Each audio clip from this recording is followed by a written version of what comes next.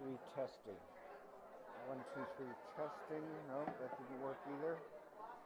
1, 2, 3, 1, 2, 3. No.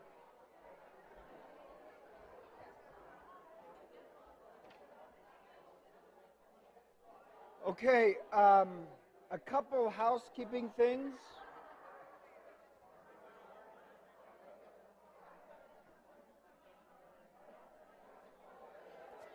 Okay, can you guys hear me okay? Well, you can. So, Nancy.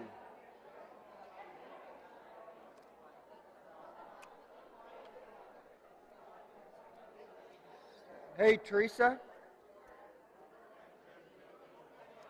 Teresa. No.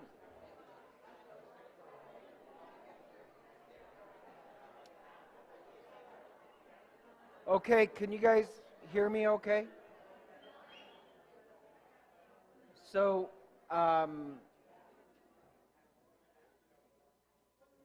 Teresa, can you hear me okay?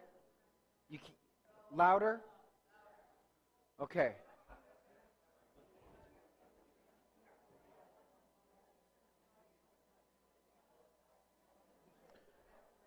Okay, is that louder? Okay. So, a couple things. One is I put sheets just with cliff notes, and then, because I am slightly crazy, years ago, this is before cell phones, if I went skiing, I always wanted something to read on the chairlift, so I bought these little tiny books. You can buy tiny books. But one of his Thomas Merton Thoughts on Solitude. The other one is Thomas Merton's Wisdom of the Desert on Desert Spirituality from last week. Anybody want to borrow these? Or Lydia. And then let's see what else. Oh, and then we should probably pray. So, in the name of the Father, Son, and Holy Spirit. And this is from St. Patrick's breastplate. I bind myself today to the power of one through faith in the three. Christ be with me, Christ before me, Christ behind me. Christ in me, Christ beneath me, Christ above me. Christ on my right, Christ on my left. Christ where I lie, Christ where I sit. Christ where I arise. Christ in every heart who thinks of me. Christ in every mouth of everyone who speaks of me. Christ in every eye that sees me. Christ in every ear that hears me. In the name of the Father, Son, and Holy Spirit. Amen. That's just a tiny part of St. Patrick's breastplate. So, today's class is on Celtic spirituality. Here's some Celtic crosses I have. Please, you can pass around if you want to look at them. Please don't steal them. I'm just saying I know some of you people. This is on Celtic spirituality. So, you know how I said on this history of spirituality, I'm kind of doing my favorites, but one is Celtic spirituality. So, like, if I had to describe my spirituality, it is 5% desert monks, but also 5% Celtic. But the problem with Celtic is this.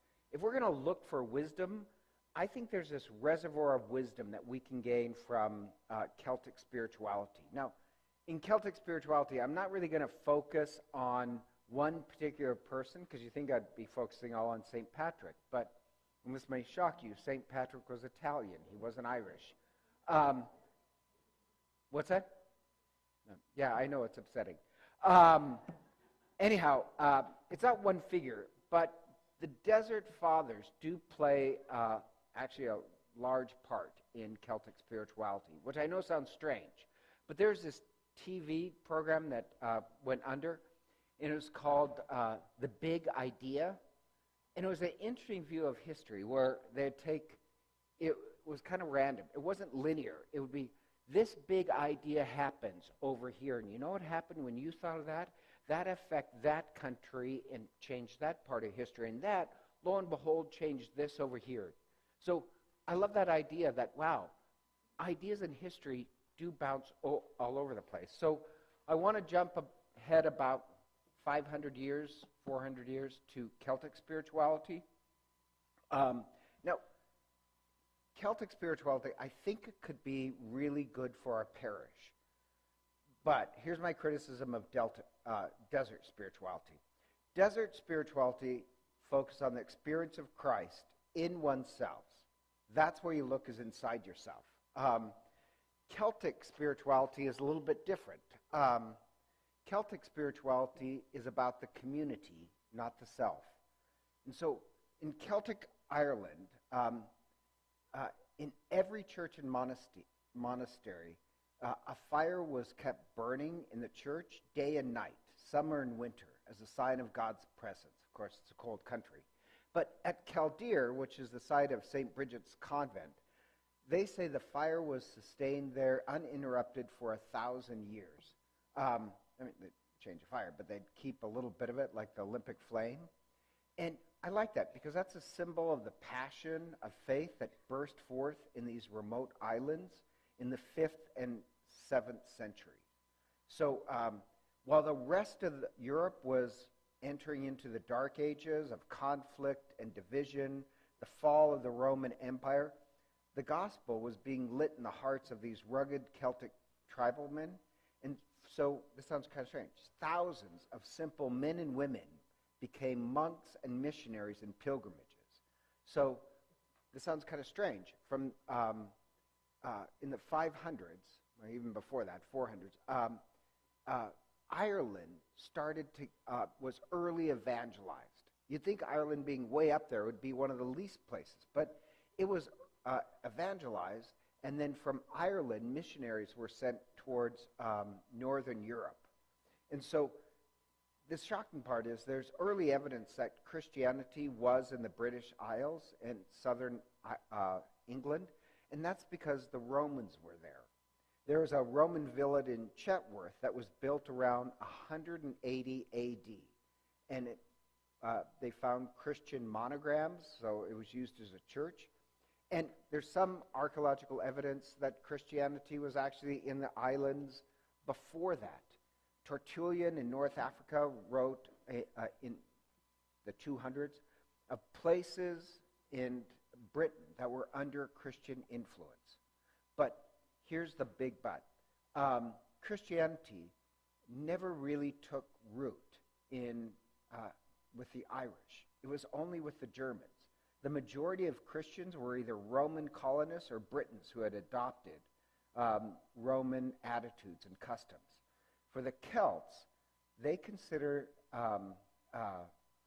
they were oppressed by the Romans in some ways. So they considered Catholicism the religion of the oppressor, no different than the ancient Roman gods.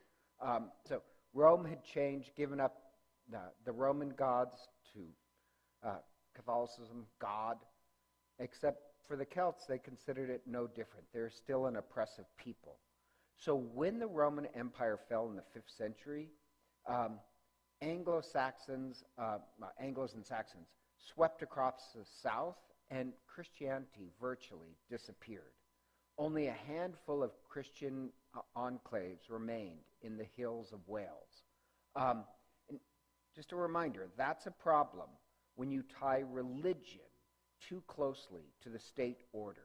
It always, in the 2,000 years of our history, it always ends up in disaster. And I warn that because sometimes I think people today, I really do think they equate too much Christianity with Americana. But like the Irish, if you tie it too closely to state order, it'll simply fall apart. And so the Irish will offer this different solution. It's tied to a community, but not to a political ideology. And by the 5th century, there's new Christian missionaries that enjoyed astonishing success among the Celts. The Romans could never conquer the Celts. They're unconquerable. Ireland, in fact, never really attacked any other country, but was itself unconquerable. But for the Irish, they weren't impressed with the Romans. Religion for them was these bishops being paraded around in a lot of gold. So they just thought it was the religion of the oppressor. But this time, you do have the mission of St. Patrick that made huge inroads into Ireland. But Patrick's evangelization of Ireland, he wasn't the only one. What evangelized Ireland, this is a really big point, was really these barefoot monks that were trotting along muddy lanes. And it was the sincerity of their evangelization that converted the Irish, not bishops arrayed in gold. And so, this sounds kind of strange. Ireland was early evangelized, and its Catholicism was a little bit different. This sounds strange. In the 5th to 7th century, Ireland had this golden age of spirituality. And how did they do it?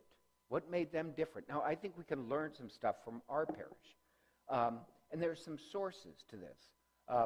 One of the sources of the Celtic fire was, believe it or not, the ancient Druid religion.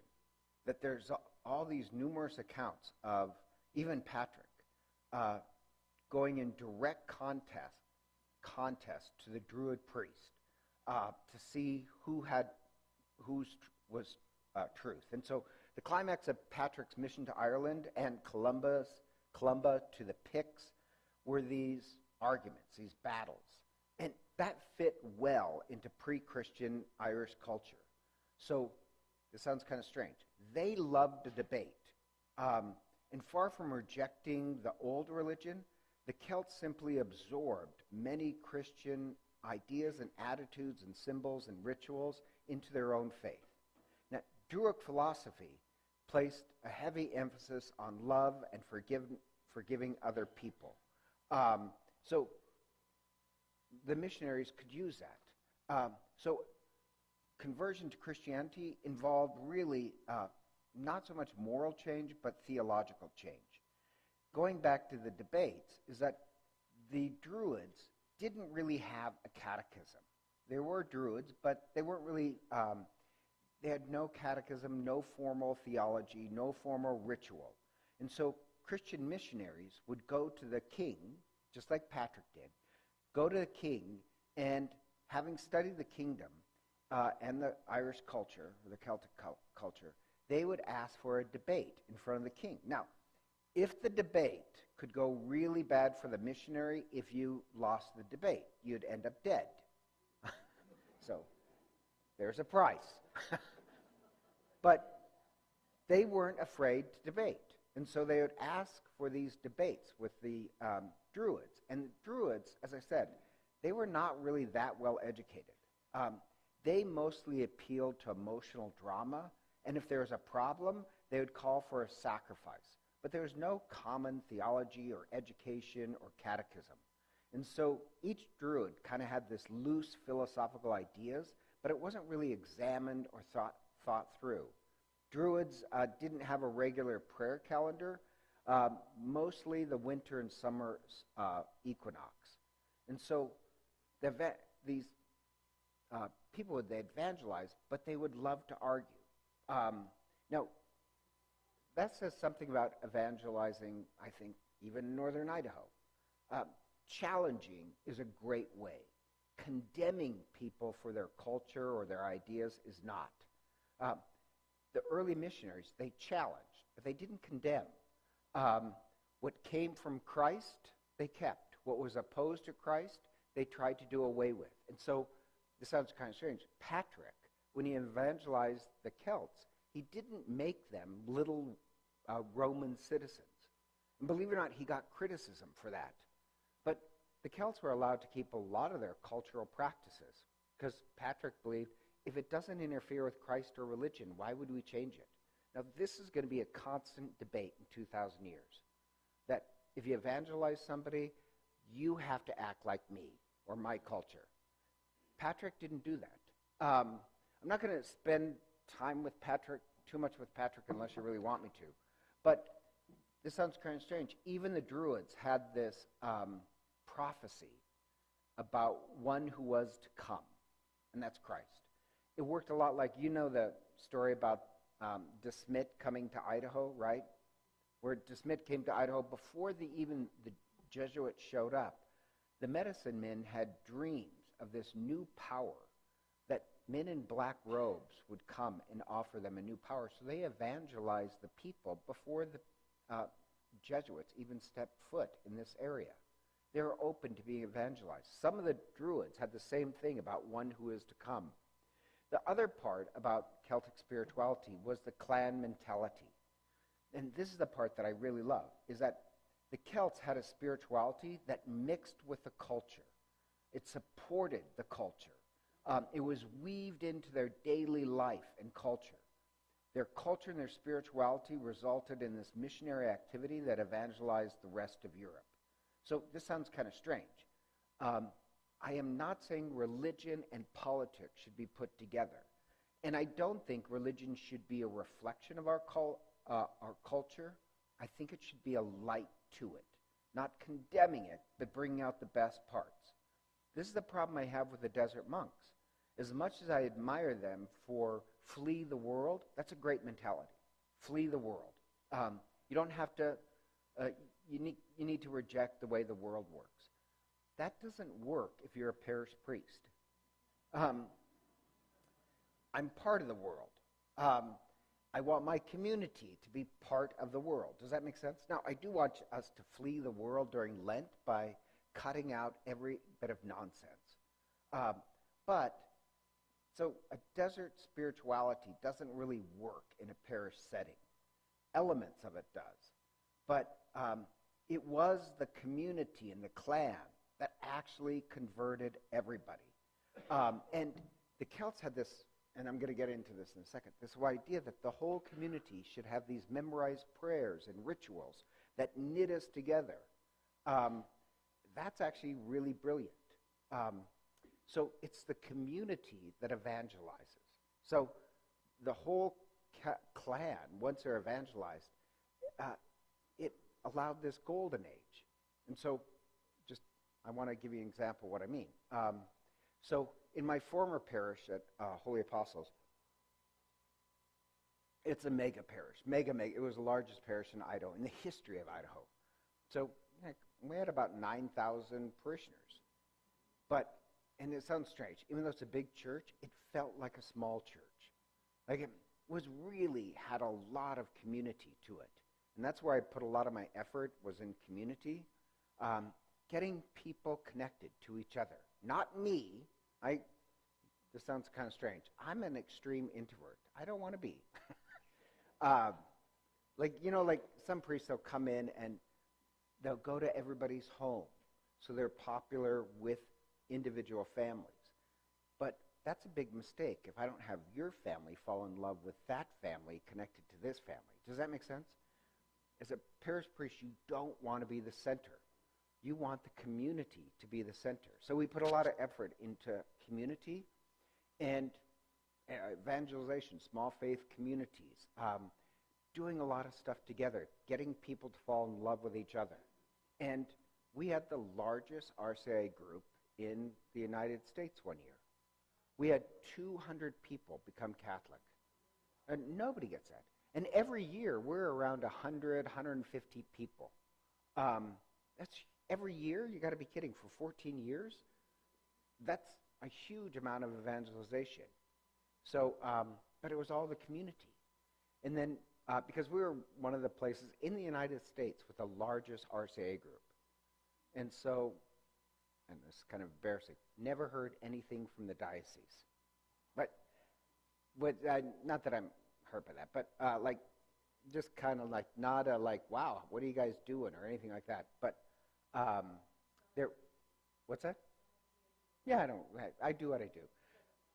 But this bishop in California had heard that we're one of these RCIA centers with huge amounts. So he calls me one day. And he calls me to say, yeah, I just hear you guys are having great success in evangelization. So he said, I was wondering if you could send us your syllabus. You betcha. Now, what is wrong with that statement? Do you really think anybody converts to Catholicism because they read the syllabus? They met other people. Does that make sense? So this sounds kind of strange. That reminds me of Celtic spirituality. Celtic Ireland had this golden age of spirituality, but it was the clan, the community, that kept the conversion alive and hot and running, and spills over into Northern Europe. It's not the priest, it's not just St. Patrick, it's the community. So the clan worship and the loyalty to the clan, that worked really well with spirituality. Sorry, I need to change. Oh, I think I put this in the wrong place. I'm going to show you some pictures. The other thing is that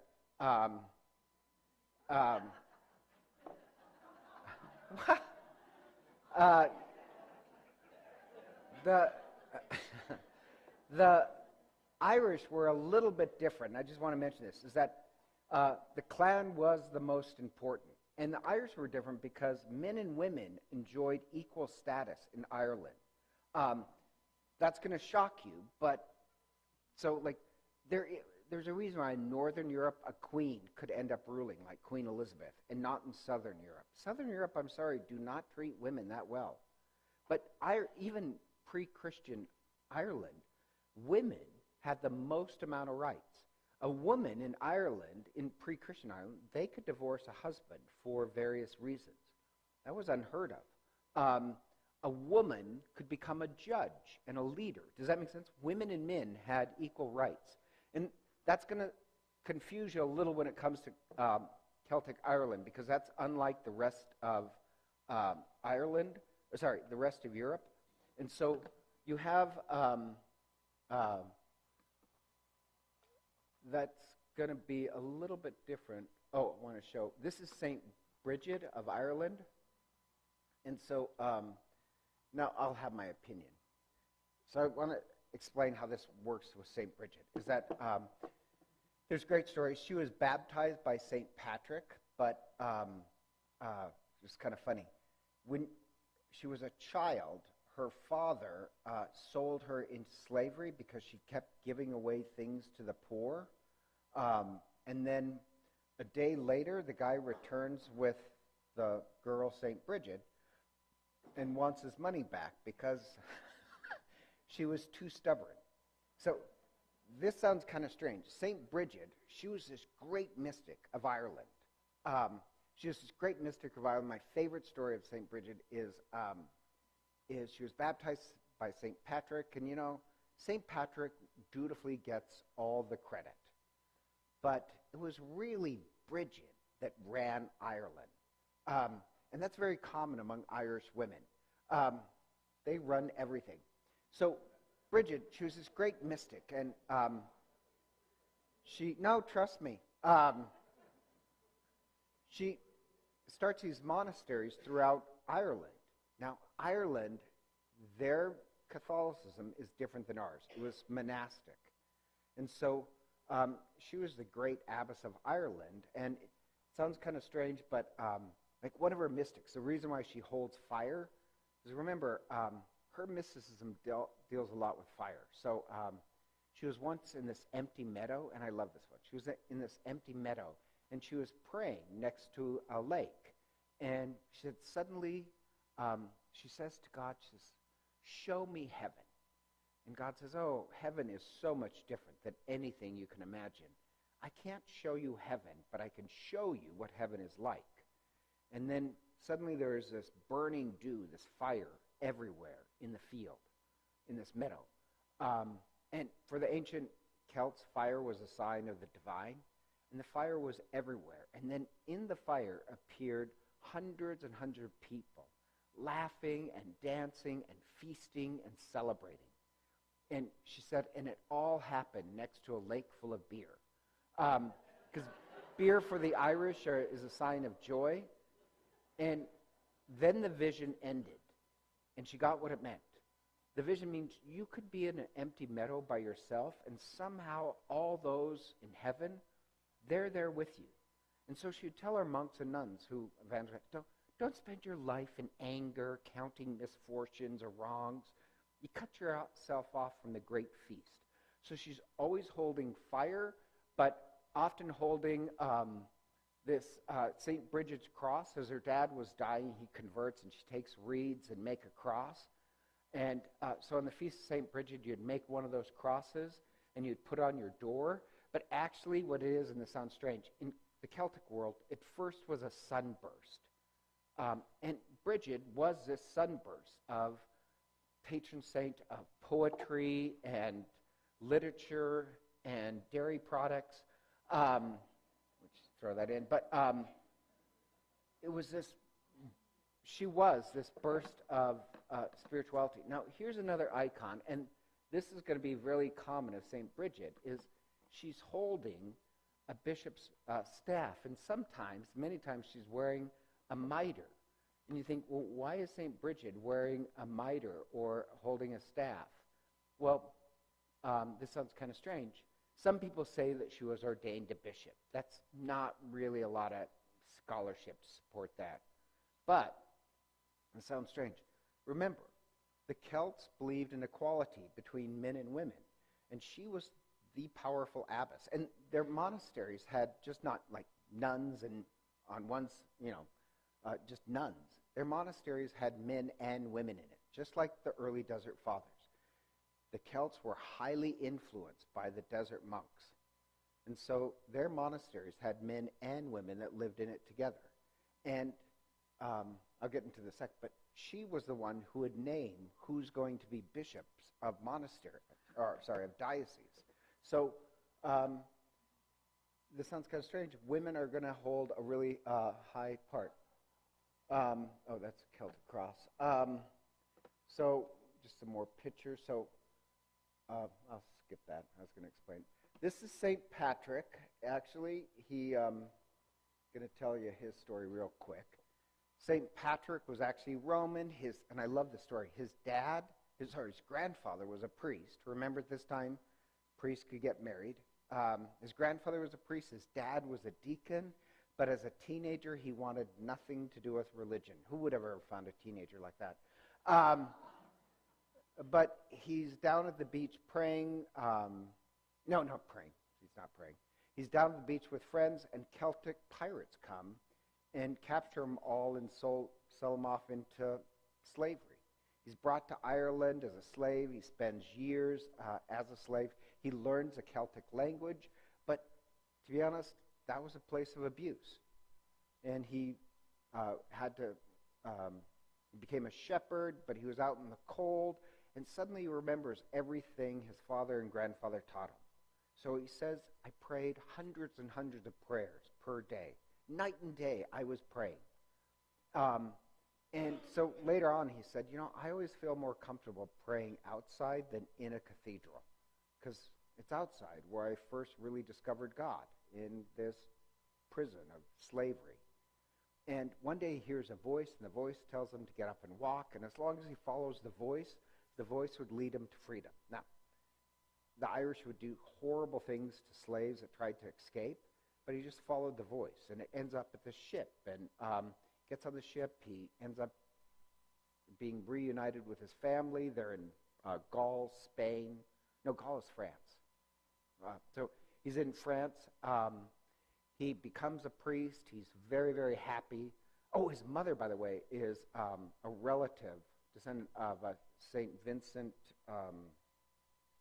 the Roman soldier who cut his cloak. Anyhow, St. Vincent.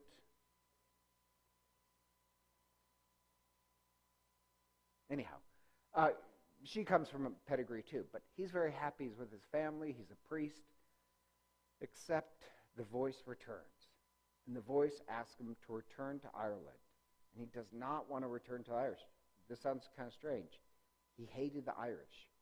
That was a place of abuse for him.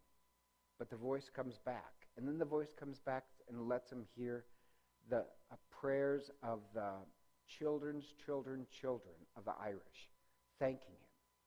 So I just love that, because on St. Paddy's Day, he hears my voice. Prayers work in the future, but they also affect the past. So Patrick goes. Now, there was one bishop who went before him, but the bishop that went before Patrick, he wanted a posh, comfortable life, and so he only lasted a very short time and went running with his legs. a tail between his legs. Patrick goes, but Patrick is used to harshness and rejection. And he goes and he already speaks Irish. He knows their culture. He uses their stories and language to evangelize them. And he, once again, he goes and has debates. And of course, he goes, now, this sounds kind of strange. I just want to point this out. This is not how St. Patrick would have looked. This is a medieval bishop. Does that make sense? This sounds kind of strange, but that's not how bishops would have looked in the early centuries. In fact, Irish priests and monks, Irish monks would shave the front of their head. That was their tonsure, not the back. They'd shave the front, and then they'd have their hair in like a long ponytail and back. I'm thinking about doing that. So it's like bald up front, party in back.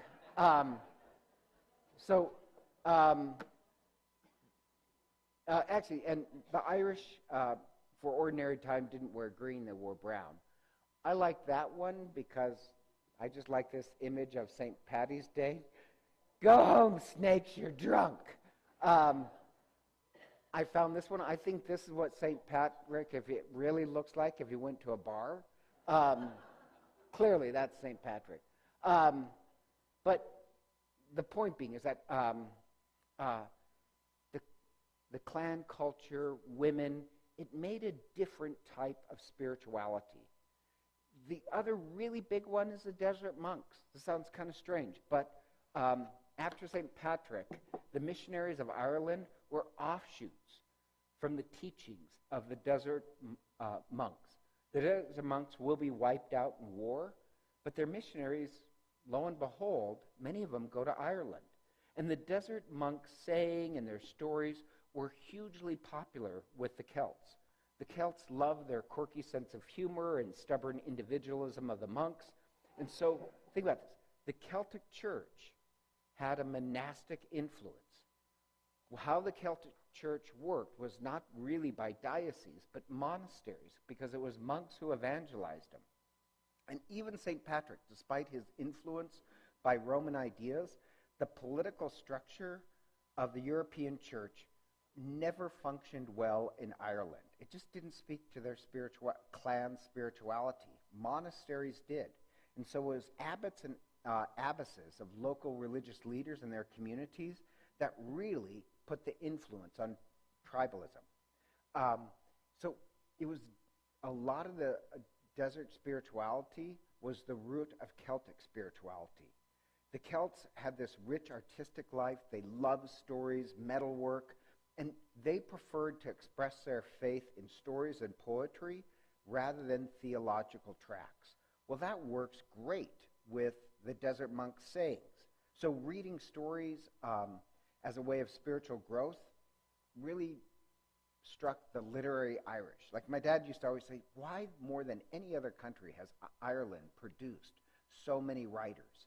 Just culturally, they love stories. And so on Celtic crosses, it's carved out of stone, but in many Celtic crosses, they'll have a picture of St. Patrick and St. Anthony hugging each other, greeting each other. And you have to think, well, historically, that's impossible. They were separated by a couple hundred years. Why would Patrick and St. Anthony of the Desert be hugging on the top of a cross? Because that was a birth of Celtic spirituality. Does that make sense? Like, they really were affected by the desert monks. The Celts were of and in the world, so they did continue to reject the pomp and circumstance of Roman liturgy, but the Celts were very earthly and incarnational. The theology of flee the world, you're on an island, didn't work for them. Christ for them would not be found in priests and bishops layered in lace and gold, but they would say you need to avoid those things. So the effect is that Celtic spirituality was very incarnational. I'm going to use the word incarnational. They imported the Desert Fathers in a totally new climate and created it with a unique twist. Unlike the Desert Fathers, The Celts were far too involved in the world to withdraw from the world. But like the monks, they had no love of pomp and circumstance, but also they had no fear of the material world. One of the weaknesses of the desert monks, have you noticed? Many of the desert monks, they could talk to animals like St. Francis, but it was really the Celts that loved nature. So that's a little bit different than Desert Fathers. They were attuned to the fact that the world is so sacred that spirituality is not just found on one's knees, but how Christ is lived in the daily life. And so they were far too involved in the world. So a sin for the Celtic spirituality is the abuse of the thing. So, like for whiskey, the desert monks would never drink alcohol. The Celts were not afraid of that. But they would never say that the whiskey is evil. They would say the way you use whiskey is evil. Nothing is evil. Nothing in God's creation is evil. It's just how you use it. So it's a different spirituality. And so the Celts never compartmentalized the world and religion as two different things. And that was the brilliance of their spirituality. Spirituality and the world are in the same thing, and so you'd want to look for it. There's no separation between sacred and profane. So all experiences of creation speak about Christ. And so, this sounds kind of strange. I lost the book. I just assumed somebody stole it because I don't lose things. But I have this book of Irish Celtic spirituality. Anyhow. And I'm happy somebody has it. I probably, in all honesty, I loaned it out and probably not gave it back. But I'm not going to reread it. I just so loved it. But they had, I'll speak about this, like all these ancient prayers. And this one prayer, speaking of being very incarnational, was a prayer for concentration. And just the opening of it is a little shocking, so I'm just going to tell you. The opening is, oh God, my thoughts run off like naughty little children to distant cities filled with big-bosomed women. Very incarnational, right? And you can't read that and not giggle. And then it ends with this plea that even though his thoughts run off, his heart's desire is oneness with God. Keep him here, concentrating. But that when I say incarnational, they were not afraid to just kind of mention very earthly things, and you get it a lot in their prayers. And so there's also the story of St. Columba, who taught in moderation. And there's a story that Columba, when he first was head of this monastery, he tried to be severe, that we've got to be above the material world. That's very desert spirituality. And so he believed in constant fasting, and the only thing he ate was nettle soup. And then he found out that just to bolster his health, the other monks were adding milk into his soup that he didn't know, so it was cream. Like, how the hell didn't you know that? So he was bragging that he can fast the most, but they're just adding stuff into his soup. And he said, I deserve it. Because out of my pride, I tried to be different. And God humbled me. So Columba spoke, we should be intense about God, but not severe. So you need moderation. Anyhow, he ordered then from all monks should eat proper nutritious meals. The other part about the monastic influence, the Celts had a very different ecclesiology than we would have. Ecclesiology is basically how you do church. So remember, Patrick was not necessarily the first, but certainly the most famous when he goes to Ireland in the 400s. And by his death, most of Ireland was converted. That's just amazing what one flame can do. But as powerful as St. Patrick was, the Celts never liked the Roman diocesan system. That's how the Roman Empire worked. That's how we work today. They preferred their priests in muddy chapels and hermits in caves that taught by humble example. And so the heart of the Celtic fire was the monastery. It usually started off with one holy monk, which would then draw other people. And think about this. Monks, unlike the rest of Europe, they enjoyed a high degree of freedom. But their focus was on simplicity. So the abbots and priests were spiritual guides to seek advice from, not to rule over a diocese. So early missionaries were mendicant, which means they took vows of poverty, and then moved on. The Celts appreciated that. They did not like anything that spoke of the pomp and circumstance of Rome. And most bishops all came from monasteries. If you study Irish early history, monasticism started from Wales and then moved into Ireland. And most bishops were all abbots. And abbots had far more power than bishops. Monasteries were centers of learning. That's always been the case. Monasteries were these huge centers of learning. So Ireland at this age was called the island of saints and scholars. So that, and I'll get into that in a second. That's very true. Monasteries believed in education, were centers of education. So like St. Kevin, I think I have a picture of him. Bridget. That's St. Bridget's cross. I mentioned that before. I think this is St. Kevin. Oh, no, that's Finbar. Well, okay. Sorry.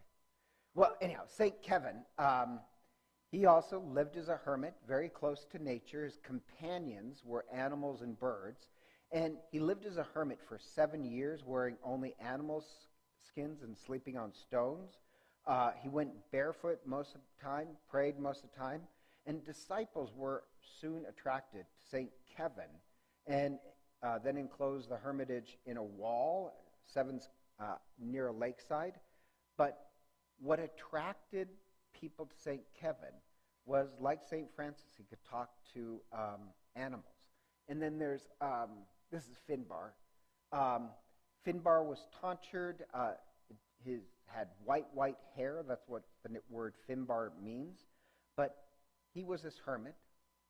People are attracted to him. He starts a monastery in Cork, and then Cork today is a major city. But Finbar taught that everyone should learn, that his monastery should be a center of learning. Or there's St. Kieran. I think I have an icon of him. St. Kieran, I'm not sure. Anyhow, St. Kieran, he was accused of being too generous to the poor. So he was forced to leave by the monks because he was excessive in his charity. And then he goes to the island of Innis Ogden, Hare Island, with 8 companions and migrated to the spot on the Shannon River and starts a monastery that for years was renowned as the center of learning and miracles. And so my point being is that the Celtic spirituality was very monastic. This is different than the Roman diocesan system. The Celts rejected the Roman diocesan system. And then at one point, St. Augustine of England, he comes over to Ireland and they have this huge meeting that they've got to conform to the diocesan system rather than the monastic system. And the Celts were unsure. So they go to this unnamed hermit who is known for his holiness, and they ask the hermit, and the hermit says, I don't know what God wants. He says, but this is how you can tell. If Augustine has your best interests of heart, when you come in, he'll stand. He'll show you respect. If he doesn't show you respect, then he's only interested in his agenda. So Augustine, who is a little bit of a coward, decides, well, I'm going to really overpower the Irish. So when the Irish come in, he refuses to get up. He refuses to show any hospitality, and he berates them and goes in this long diatribe on what's wrong with them. And the Irish just sat there. And then they tell him the story that, when we entered, you didn't stand, you offered us no hospitality. So we'll not trust that you have our best interests. And it was several hundred years before Ireland finally voted to move over to the diocesan system. But it was monastic. Does that make sense? I just think that's kind of interesting, because when people say, well, you got to do it this way, well, I don't know. Ireland worked differently, and I do think the diocesan system is best, that the whole world on the church works the same way, but the Irish worked a different way. And so what I want to offer is, and it's there in the notes, the ingredients of a Celtic spirituality. So first is the Celts' love of ritual prayer. So the Celts, remember I said the thing that made them bloom is the community. And the Celts had these ritual prayers throughout the day. And think about this, the whole clan, all of us, would do it at the same time. The moment you saw a sunrise, everybody would genuflect and say one prayer, a short little prayer. At dawn, when you see the sun go down, you immediately say a prayer. There's a prayer for when you light a candle, a prayer when you blow out a candle, a prayer before meals. And these prayer forms weave throughout the day to tie everybody not only to God, but each other. Now, what's really interesting, this is how Jesus would have grown up. That the Jews had the same thing. If you're Jewish and you grew up at the time of Christ, you would have had hundreds of memorized prayers. And Jewish prayers always start the same way. Blessed are you, Lord, God of all creation. Through your goodness, and you would say, through your goodness, if you saw a flower, through your goodness, you weave beauty into the world. So they had all these hundreds of prayers. The Celts did the same thing. For sunrises, for all these little rituals and prayers. Like when you rinsed your face in the morning, you'd rinse it 3 times in the name of the Father, Son, and Holy Spirit. Like I do that because I love it. And there's this bureaucrat from England who would go out and collected all these prayers. And he put it in this book called the Carmen de Gaelica of all these 100 memorized prayers that the whole community would just say together throughout the day whenever you would see something. So I know this sounds like all these common prayers, it knitted the community together, that everything, whether it's a blooming flower or the first bloom, everybody would have had this. So it was really a whole community every day praying together, just when you'd see something. The second thing is the Celtic love of creation. They're very sensitive to creation and animals, because, I don't know if you know this, but the Celts, they lived really, I don't know if I have a picture. I think I do. Oh, that's their Book of Celts. This is the Celts. So they're kind of wild. It does remind me of a staff meeting. But the Celts lived in these walled compounds, and the walled compounds usually was near a water source. But think about this. They lived a lot like the American Indians. So a lot of their stories deal with animals. Animals were used to draw people's attention to the holy. And so their literature has all these stories of saints, like St. Francis, speaking and talking with animals and insects. It was a hound, a robin, who led St. Mungo to build this monastery and cathedral in what now is Glasgow. They're the 3 founders of the city. It was a wild boar, a fox, and a badger, and a doe who joined St. Piran for the first monastery in Cornwall. That's right, the Cornish people, you'll see those symbols. It was a cow that attracted people to join St. Kevin. And so the Irish believed, and this is very Catholic, that nature was a sacred book, that you could read the glories of God and see God's face, that nature was a sacred book just as the Bible is a sacred book. In fact, they put nature up equivalent to the Bible, that nature is also where God reveals himself. So St. Columbanus said, nature indicates the closeness of God to us. Therefore, God is everywhere, utterly vast and everywhere near at hand, according not to his own witness. He said, I am the God at hand and not far off. So nature was his second revelation. So he said, seek no further concerning God. For those who wish to know the great deep must first review the natural world. So all creation was trying to bring people to God. Now, this sounds kind of strange. The Celts weren't pantheists. They're not saying God is nature. They're saying nature can teach you about God. They saw the beauties of nature as a mirror to the glories of heaven. So Celtic Christianity, the whole world, saw within every living creature some divine spark that spoke about God without ever running into heresy. So it's not a new theology, it's a different theology. And they used nature as part of the prayers. They believed every part of nature held some virtue that could proclaim the goodness of God. This is a little bit different than like the desert monks that were concerned about the fallen state of men. The Celts believed prayer could facilitate one's nature with God. And I don't have the prayer because it was in the book that I loaned. I think I loaned it to Lydia and she didn't give it back. But the prayers are incredibly beautiful, and there's this really long prayer that I can't quote exactly, but you'll get the point. Now, and the point is this: it's this long litany of I ams. Now, you know the name of God is I am. So it starts with this prayer to see God in nature, and then it says, I am the strength of the salmon running uphill. I am the stubbornness of the boar. I am something about mighty oak, the unbending mighty oak. I am as flexible as the grass. I am as intimate as an ant to the earth. I am as above you as the hawk is in the sky. And it just goes on all these different animals. Does that make sense? All display some image of God. But I always love that. I am the strength of the salmon swimming up. So second was their love of nature. Third was their love of learning. If you ever read the book, How the Irish Saved Civilization, basically it was the monks. The monks collected all these books in all monasteries. Ireland was very monastic.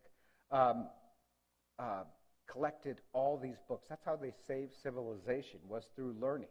So Columbanus brought the idea of learning. St. Aidan believed everybody should be studying something every day. So the monasteries in Ireland collected and preserved literature and became these educational centers when the rest of Europe was falling into the Dark Ages and uneducation. It just shows their love of learning. And like, this is from the book of Kells. It shows their reverence towards the Bible. So they had this great love of learning. Fourth, they had a love of solitude. And this sounds kind of strange. You'll hear hermits playing a lot. But like Christ, the Celts believed that you should go away for periods of solitude to pray. So the Celts were kind of natural hermits that sought the lonely places. Especially in Lent, they would try and withdraw. That's very much of the Desert Fathers. And they believe that the solitary or the hermit, and I love this, they believe that the hermit or the solitary person, just times of solitude, they actually gave back to the community. But in times of solitude, you become this anchor to the community. That the normal life is so overrun with busyness and materialism, a little time apart, and your spirituality gains some heaviness. That you're not carried away with a lot of latest gossip. So they would say, we need people to go away as hermits sometime to stabilize the community. And let's face it, the church can be seduced into the business of measuring out our values, that we got to get another program in, and we're only as good as our work. Modern parishes are usually just sometimes a treadmill of programs. But shouldn't there be times where everybody goes into solitude? The activity of the world can kind of believe that you have to always be producing. So the Celts said, and this is very Catholic, there's 3 types of martyrdom. Red martyrdom is where you get murdered. White martyrdom is service, monastery. And green martyrdom is where you go into solitude and seek your place of resurrection. Isn't that kind of like, I love that, the green martyrdom. The fifth is the Celts' love of journey. This is called peregrinatio, that they believe that you should not only go as a hermit, but you should also take a pilgrimage.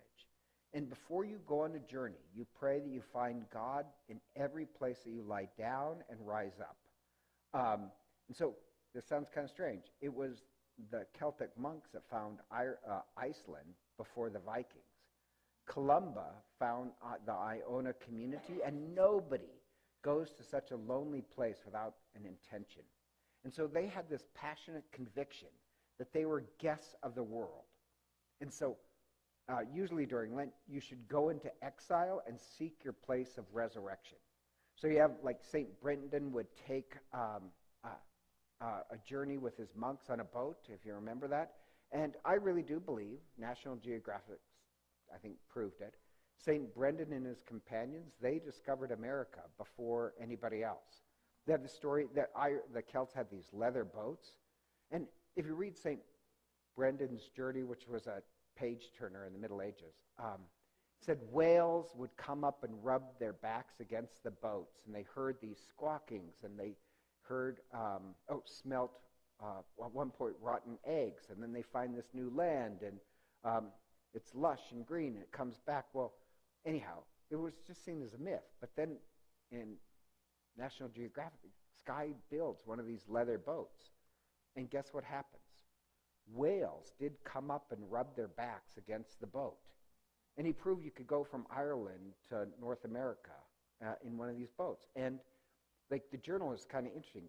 The squawking was actually these birds off of, I don't know, Iceland. Or the smell was the volcanoes.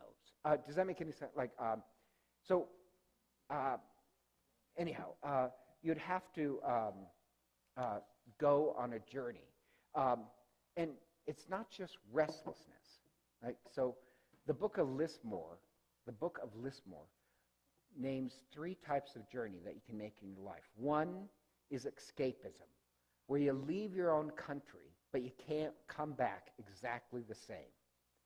And that's a terrible journey.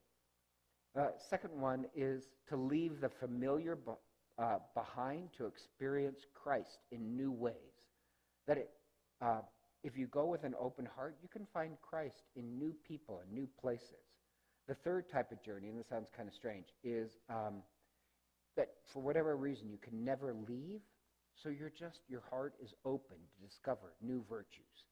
But they believe everybody should always take a journey sometime in life. And they said to become stagnant is to die, and to change is to live. And so the Celtic blessing for a blessing is the open gate, meaning that you'll find new things. A curse in the Celtic world is to enter into a field and never be able to leave. So the curse of life is that you've never changed. And so you take pilgrimages. The sixth one is the Celtic love of the cross. And so I put those, and I want them back, those Celtic crosses. Just to explain the Celtic cross, it sounds strange. In Celtic Ireland, remember, everything was the clan, and each clan lived in this walled compound. What's that? A fort? Hell fort? Oh, hill fort, yeah.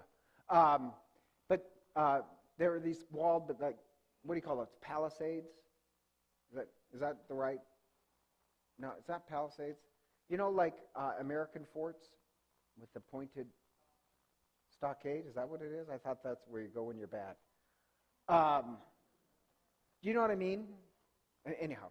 And so this sounds kind of strange, if one clan wants to attack another clan, they're heavily into trees.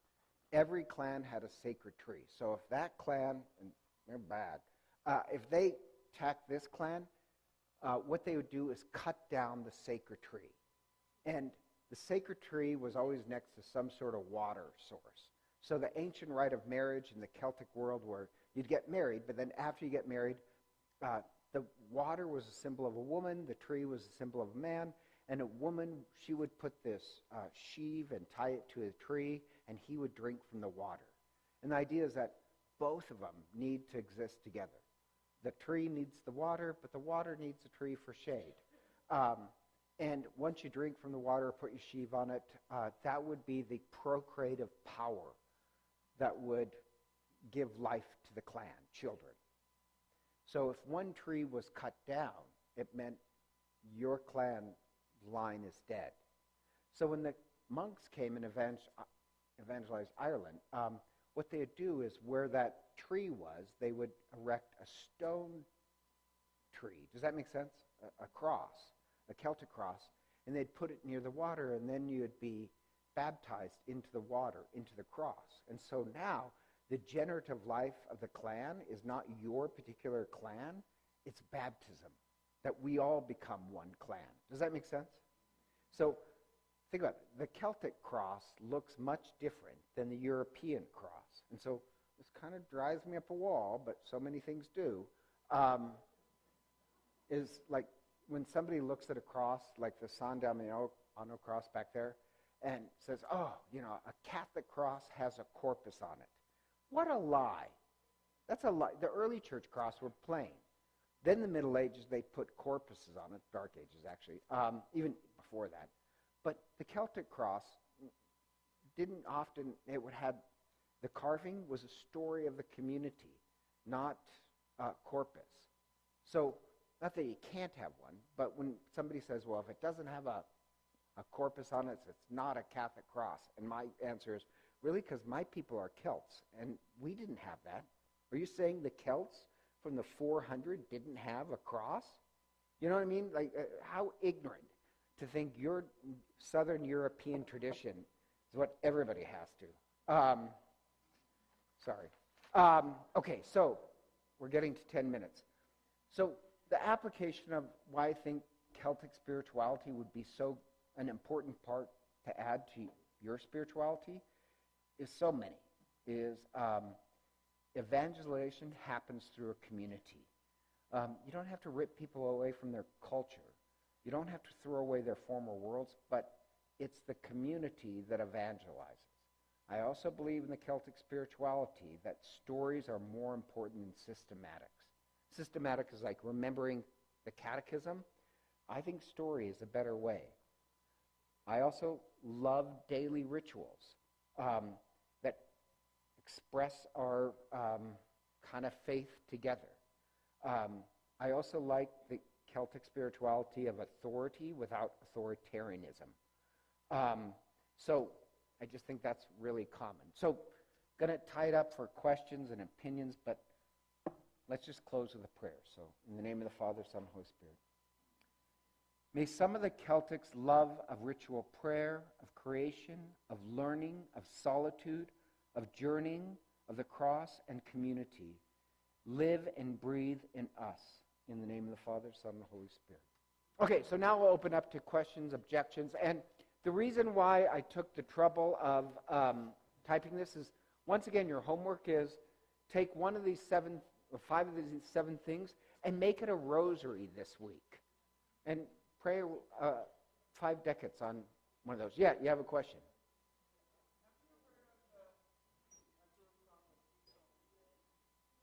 No, I haven't.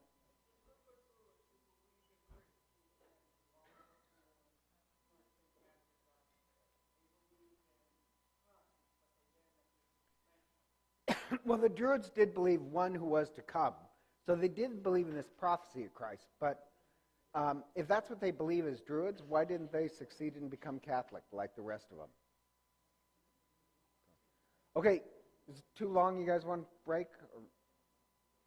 All right, well, I'll see you next week. We're going to jump ahead 300 years again and do Franciscan spirituality.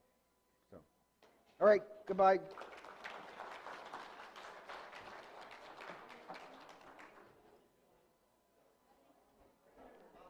Yeah. Oh, you are so nice. You're the only one who's done that.